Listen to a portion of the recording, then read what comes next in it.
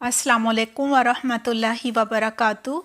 اعوذ باللہ من الشیطان الرجیم، بسم اللہ الرحمن الرحیم۔ رب اشرح لی صدری ویسر لی امری واحلل عقدۃ من لسانی یفقہوا قولی، رب زدنی علما، اللہم فقہنا فی الدین، آمین۔ کیا حال ہیں آپ سب کے؟ امید کرتی ہوں بالکل خیریت سے ہوں گے۔ دعا ہے اللہ سبحانہ تعالیٰ آپ سب کو اپنی حفظ و امان میں رکھے، آمین۔ ہمارا نماز ربی کا ٹاپک ہے تکبیر اولیٰ سے سلام تک۔ آج ہم اس میں نماز اور سورۃ الفاتحہ پر بات کریں گے۔ سورۃ الفاتحہ قرآن کریم کی سب سے پہلی سورت ہے اور اس کی احادیث میں بڑی فضیلت آئی ہے۔ فاتحہ کے باری ہے آغاز اور ابتدا کرنا، اسی لیے اسے الفاتحۃ یعنی فاتحۃ الکتاب کہا جاتا ہے۔ اس سورت کے اور بھی بہت سے نام ہیں، مثلاً ام القرآن، سبع المثانی، القرآن العظیم، الشفاء، الرقیہ یعنی دم وغیرہ کرنا، اور سورۃ الفاتحہ کا ایک نام الصلاۃ ہے۔ جیسا کہ ایک حدیث قدسی میں ہے، اللہ سبحانہ تعالیٰ نے فرمایا، میں نے نماز کو اپنے اور اپنے بندے کے درمیان تقسیم کر دیا ہے۔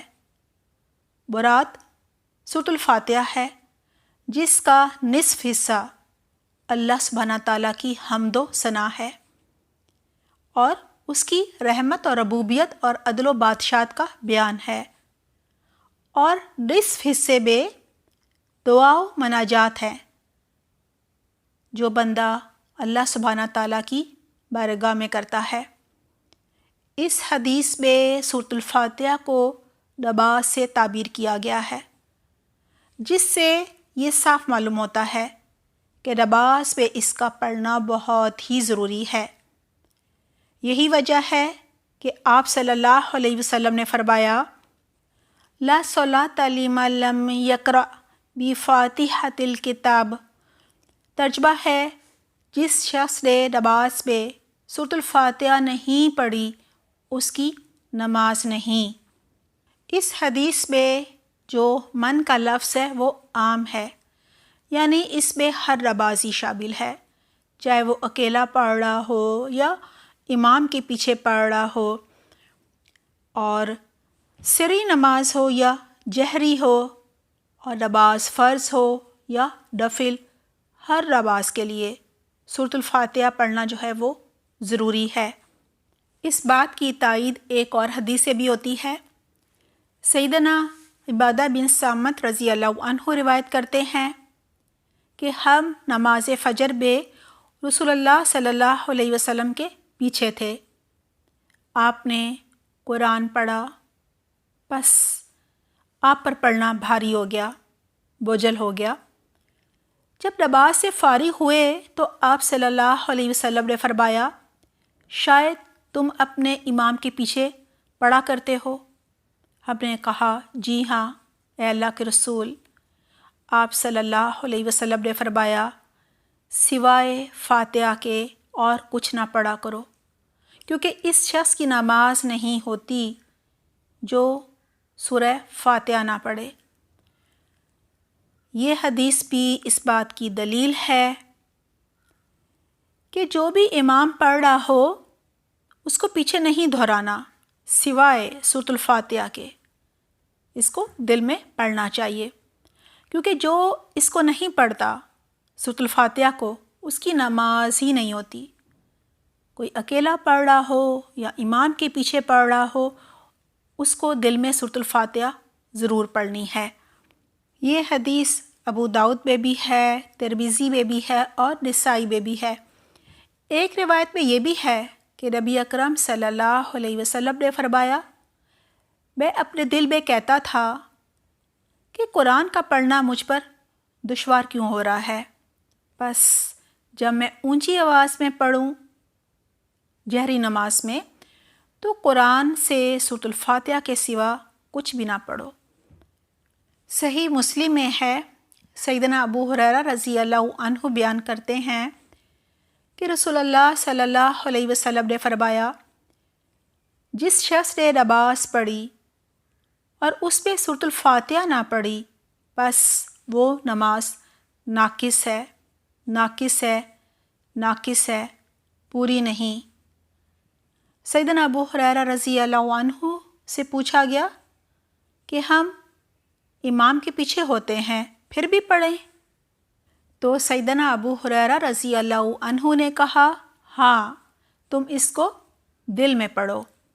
بعض علماء کی یہ بھی رائے ہے کہ جہری نماز میں مقتدی جو امام کے پیچھے نماز پڑھ رہا ہوتا ہے اس پر سورۃ الفاتحہ پڑھنا فرض نہیں ہے، البتہ جو سری نماز ہے اس پہ ضروری ہے، مگر جو اکابر محدثین ہیں ان کی تحقیق یہی کہتی ہے کہ سب نمازوں میں امام، مقتدی اور مفرد جو اکیلا پڑھ رہا ہو سب پر سورۃ الفاتحہ پڑھنا ضروری ہے اور لازم ہے۔ اور جو احادیث ابھی ہم نے دیکھی ہیں ان سے بھی یہ بالکل واضح ہو جاتا ہے کہ جس نے نماز پہ سورۃ الفاتحہ نہیں پڑھی اس کی نماز نہیں ہے، یعنی آپ دل میں ضرور پڑھیں۔ بعض محدثین جو ہیں وہ سورۃ الاعراف کی آیت نمبر 204 کو دلیل بناتے ہیں، جس میں ہے وَإِذَا قُرِئَ الْقُرْآنُ فَاسْتَمِعُوا لَهُ وَأَنصِتُوا، کہ جب قرآن پڑھا جائے تو سنو اور خاموش رہو۔ لیکن یہ جو حکم ہے خاموش رہنے کا، یہ نمازوں میں سورۃ الفاتحہ کے علاوہ باقی قرات کے لیے ہے کہ اس کو خاموشی سے سنیں، کیونکہ ابھی ہم نے احادیث کی روشنی میں دیکھ لیا کہ نماز کوئی اکیلا پڑھ رہا ہو یا جماعت کے ساتھ پڑھ رہا ہو، جہری پڑھ رہا ہو یا سری پڑھ رہا ہو، اس کو سورۃ الفاتحہ ہر صورت میں پڑھنی ہے۔ اگر جماعت میں نماز پڑھی جا رہی ہے تو امام جو ہے وہ سورۃ الفاتحہ کی آیات وقفوں کے ساتھ پڑھے، یعنی ایک آیت پڑھی، ہلکا سا وقفہ، تاکہ مقتدی جو ہیں وہ بھی اس کو دل میں پڑھ لیں۔ یا ایسا بھی ہو سکتا ہے کہ امام سورۃ الفاتحہ مکمل پڑھ لے پھر اتنا سکتہ وقفہ دے کہ جو مقتدی ہے وہ سورۃ الفاتحہ پڑھ لے۔ لہٰذا وہ حکم عام ہے کہ جب قرآن پڑھا جائے تو خاموشی سے سنو، اور یہ جو ہے خاص حکم ہے، سورۃ الفاتحہ ام القرآن ہے، اس کی قرات کو خاص مقام حاصل ہے، کیونکہ سورۃ الفاتحہ کے بغیر نماز نہیں ہوتی۔ نماز میں سورۃ الفاتحہ سب نے ضرور پڑھنی ہے، چاہے وہ امام کے پیچھے نماز پڑھ رہے ہوں۔ اس بارے میں ایک اور حدیث دیکھ لیتے ہیں، یہ مسند احمد کی ہے۔ سیدنا انس رضی اللہ عنہ فرماتے ہیں کہ رسول اللہ صلی اللہ علیہ وسلم نے فرمایا، اپنے صحابہ رضی اللہ عنہم کو نماز پڑھائی، فارغ ہو کر ان کی طرف متوجہ ہوئے اور پوچھا، کیا تم اپنی نماز میں امام کی قرات کے دوران میں پڑھتے ہو؟ یعنی یہ پوچھا کہ جب امام قرات کر رہا ہوتا ہے نماز کے دوران میں تو تم کیا کرتے ہو، کچھ پڑھتے ہو؟ سب خاموش رہے۔ 3 بار آپ صلی اللہ علیہ وسلم نے ان سے یہی پوچھا، تو پھر انہوں نے جواب دیا، جی ہاں ہم ایسا کرتے ہیں، یعنی ہم پڑھتے ہیں۔ آپ صلی اللہ علیہ وسلم نے فرمایا، ایسا نہ کرو، تم صرف سورۃ الفاتحہ دل میں پڑھ لیا کرو، یعنی سورۃ الفاتحہ کے علاوہ باقی جو بھی قرات ہو رہی ہو نماز میں اس کو نہیں دہرانا امام کے پیچھے۔ ان احادیث سے ثابت ہوا کہ مقتدیوں کو امام کے پیچھے چاہے وہ بلند آواز سے قرات کرے یا آہستہ سورۃ الفاتحہ کے علاوہ پیچھے نہیں دہرانا، صرف الحمد شریف یعنی سورۃ الفاتحہ ضرور پڑھنی ہے۔ آمین کا مسئلہ۔ سورۃ الفاتحہ کے آخر میں آمین کہنے کی نبی صلی اللہ علیہ وسلم نے بڑی تاکید کی ہے اور اس کی فضیلت بھی بیان فرمائی ہے۔ اس لیے امام اور مقتدی ہر ایک کو آمین کہنی چاہیے۔ نبی صلی اللہ علیہ وسلم جہری نمازوں میں یعنی اونچی آواز سے آمین کہا کرتے تھے، اور صحابہ کرام رضی اللہ عنہم بھی، یہاں تک کہ مسجد جو ہے وہ گونج اٹھتی تھی۔ یہ ابن ماجہ میں ہے۔ اور آمین اونچی آواز سے کہنا جو ہے یہ سنت ہے، صحابہ کرام رضی اللہ عنہم کا معمول ہے، طریقہ ہے۔ آمین کے معنی مختلف بیان کیے گئے ہیں۔ ایک معنی ہے کذالک فلیکن، یعنی اسی طرح ہو۔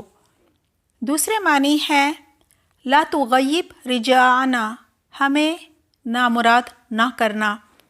تیسرے معنی ہے اللہم استجب لنا، اے اللہ ہماری دعا قبول فرما لے۔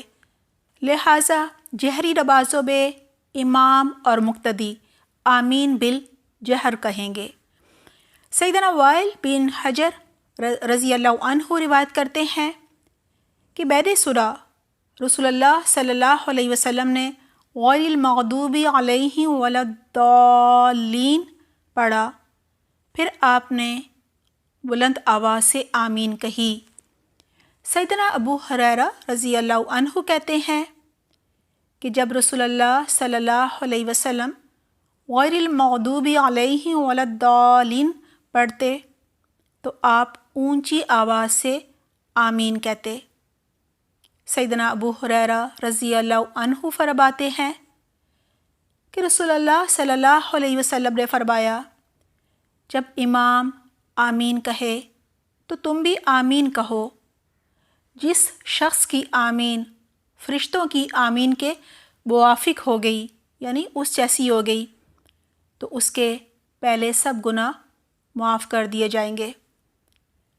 لہٰذا جب امام آمین کہتا ہے تو مقتدی اور فرشتے سب آمین کہتے ہیں۔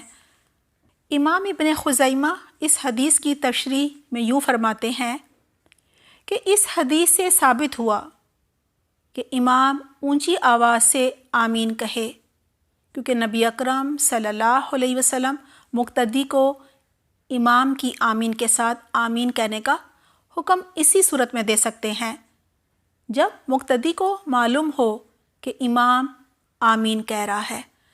ظاہر ہے آمین سنیں گے تو کہیں گے نا۔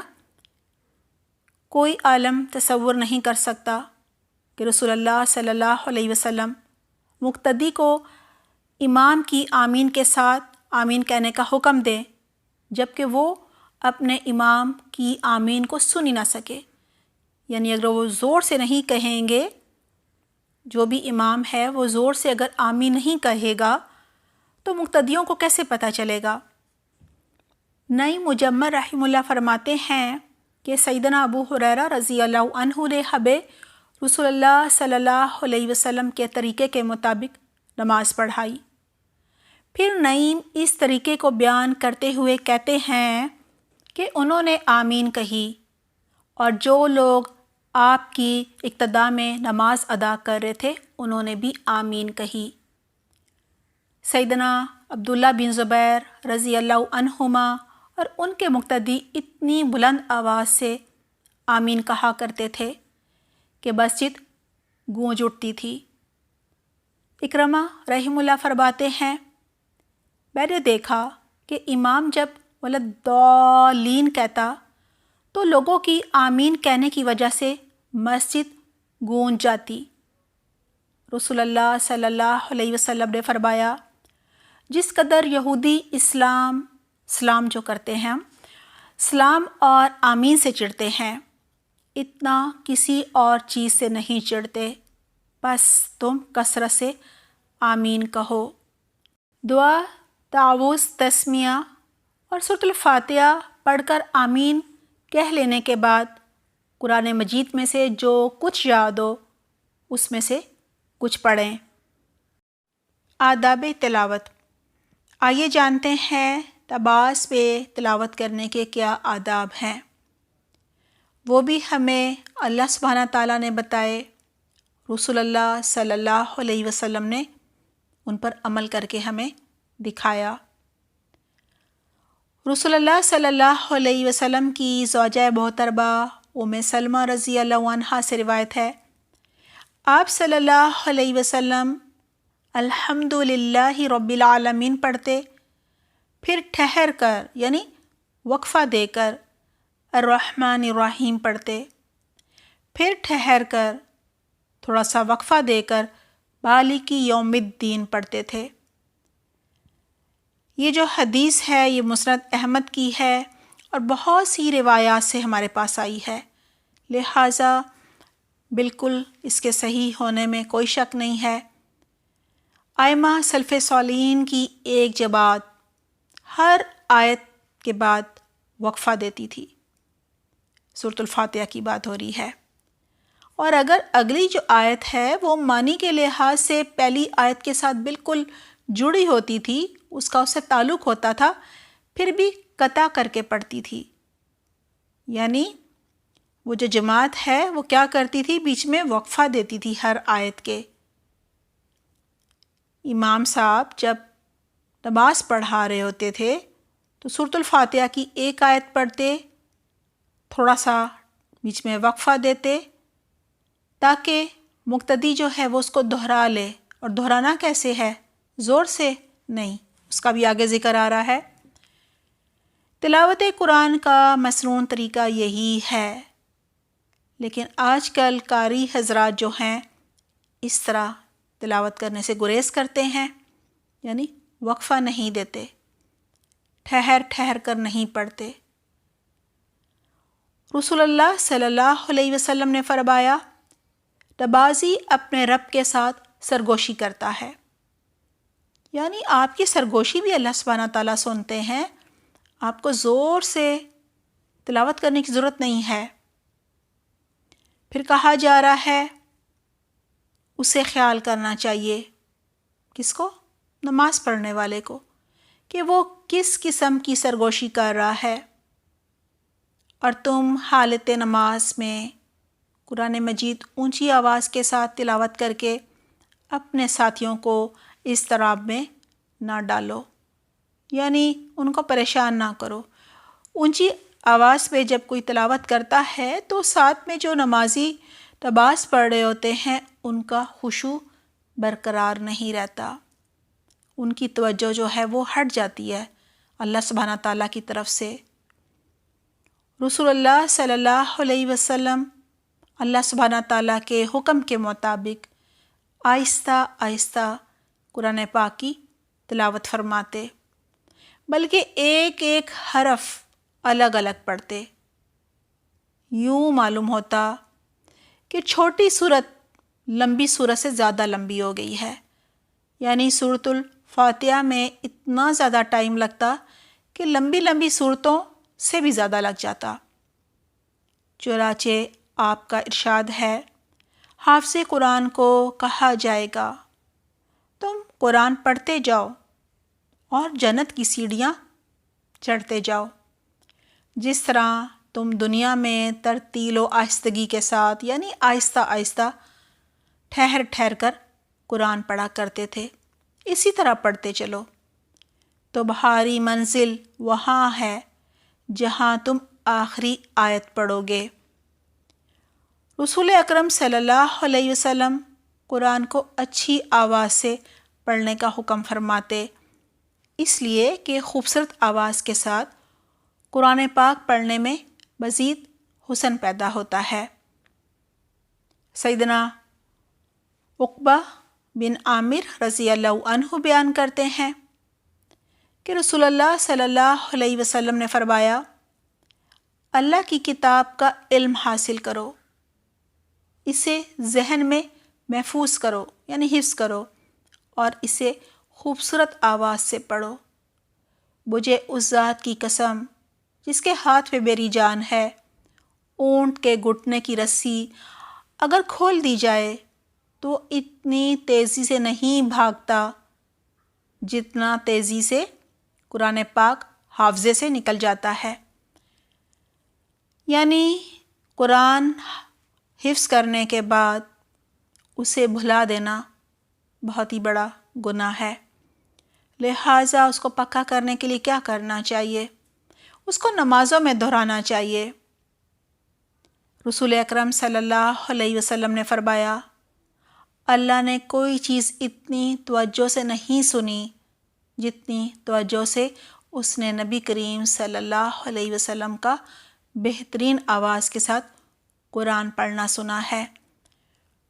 نماز میں خشوع کے لیے ضروری ہے کہ صورتیں جو ہیں وہ بدل بدل کر پڑھی جائیں، اور بدل بدل کر تبھی پڑھی جائیں گی نا جب حفظ ہوں گی۔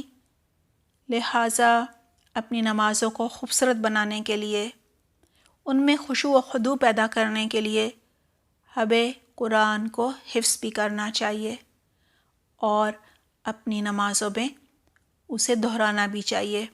اللہ سبحانہ تعالیٰ ہمیں اس کی بہترین توفیق عطا فرمائے۔ الحمدللہ ہمارا آج کا ٹاپک مکمل ہو گیا ہے۔ اگلی دفعہ ہم نماز کی مسنون قرات کے بارے میں جانیں گے۔ سبحانک اللہم و بحمدک، نشہد ان لا الہ الا انت، نستغفرک و نتوب الیک۔ والسلام علیکم ورحمۃ اللہ وبرکاتہ۔